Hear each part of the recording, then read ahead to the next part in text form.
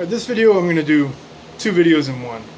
I wanted to go through a recap of some of the Texas League prospects that I've gotten over the years that have panned out to be pretty well.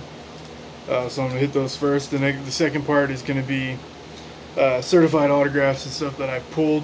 Most of the certified stuff I pull, I end up flipping, sell, trade away, or something. But a handful of stuff that I've kept. As far as the in-person autographs go, I'm going to start off with probably the biggest one there the last couple of years.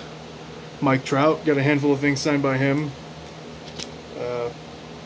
After him, pretty big star this year is Josh Donaldson. I had a whole bunch of stuff signed by him.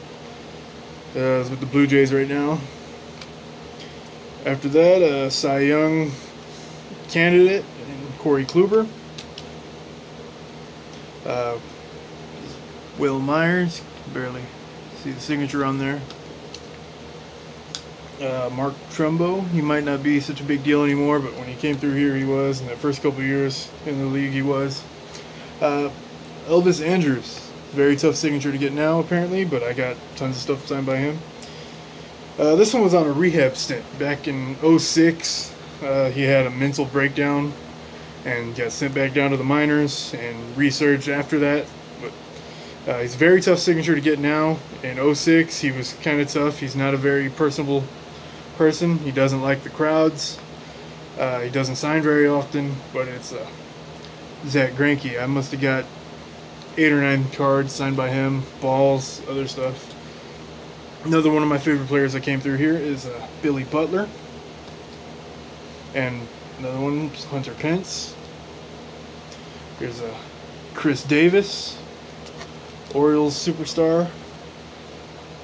Luke Hochevar, the Royals. Another one, he ended up getting traded to the Blue Jays. USA game-worn jersey I got signed by Troy Tulowitzki. And even when he was in Double-A, he was a tough signature to get. So I only got him twice out of a whole season. This one I got a bunch of stuff. I even caught a home run that he hit and got the home run ball signed. It's another jersey card of Adam Jones. It's not a game-worn jersey, but it is a jersey card. This one was off to a great start, and then there was a tragic accident. He was hit and killed by a drunk driver. It's Nick Aidenhart, and I held on to everything I got signed by him. After that happened, I was doing a lot of 50-50s back then. I must have had 20 things signed by him. He was a nice guy. After he was killed, I stopped trading him away. I just put everything into a stockpile, and I've decided to keep those. Now, there's been a bunch of other guys that I've gotten over the years, bigger names. Well, not bigger than Mike Trout, but like Alex Gordon, Chase Headley, for example. But those two guys I have a personal collection for. I'll get to that eventually. That's a video on their own. So, onto the certified autographs. I pulled this one. It's one of the first cards I ever pulled. Paul Konerko, certified out of 7,750. This one was always pretty cool. I wish they still made this product. I wish I could still find some of it. It was awesome. Topps Pack Wars. This is numbered 200. It's Carlos Beltran, game used bat autograph. It's the only autograph I've really ever seen of him. I've tried getting him in person a couple times, never was able to. The Pack Wars product was basically inside each pack were 3 individual packs. There was two game packs and a prize pack, and it required 2 players. You'd open it up, and if you were actually playing the game, I never played it, but they were game cards, kind of like Pokemon or Magic the Gathering, whatever you want to call it. And whoever won out of those 2 packs would get the prize pack card, and this was what was in the prize pack card. I bought several of them just for the prize packs. I never played the game or anything. It would have been fun, but I like guaranteeing that I get the prizes out of it. This one's another Topps Pack Wars. It's Michael Young. He's possibly a Hall of Famer. Here's another special endorsements from Upper Deck that I pulled. Matt Cain. At the time, he was a nobody. I almost got rid of it. Then he went on to throw perfect games. And here's another one I pulled, 2006 Bowman. I bought a bunch. I did a lot of everything in 2006. It was a big year for collecting. That is Ian Kinsler.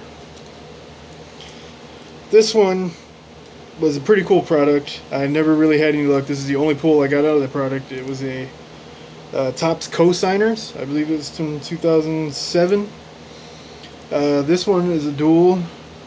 At the time, Connor Jackson was one of my favorite players. He's not really around anymore, and everybody knows who that other guy there is. That's Ryan Howard. He set some records the first couple of years. He's kind of trailed off the last couple, but here's another one. It's not really much anymore, but at the time I pulled this, it was a huge deal.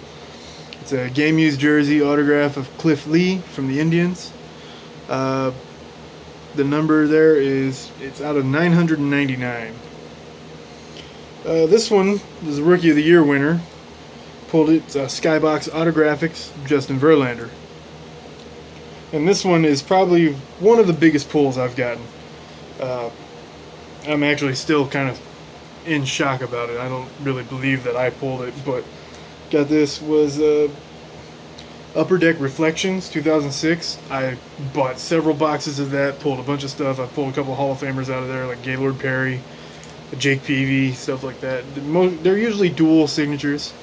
Most of what I got was just certain limited cards, like numbered to 99, jerseys. Got a whole bunch of jerseys, like Hall of Fame stuff. This one's probably my favorite pull. Neither one of them are in the Hall of Fame. It's a dual autograph, but it's numbered to 99, and that is Don Mattingly and Will Clark. Now, Will Clark signs through the mail. You can get him easily, but Don Mattingly is not an easy signature to get, and that's just a really awesome card. That's probably my favorite pull. And I've had some other big pulls, but like I said, I usually flip them, make some money off of them. I've pulled a 1-of-1 autograph of Carlos Gonzalez, and that was when he was really hot. I flipped that. It was a 1-of-1 Just Minors glossy auto. It sold for maybe $60, $75. I've pulled countless printing plates, jersey cards. I really don't even like the jersey cards, the memorabilia cards. Unless I have a chance to get it signed, I really have no interest in them. I'm an autograph collector. So the memorabilia cards, unless it's one of my favorite players, I'm probably not going to keep it. I can't even keep track of the ones that I've had that I've gotten rid of. The first one I ever pulled was Pedro Martinez out of Topps Gallery in 2001. That I ended up trading away. I probably should have kept that one.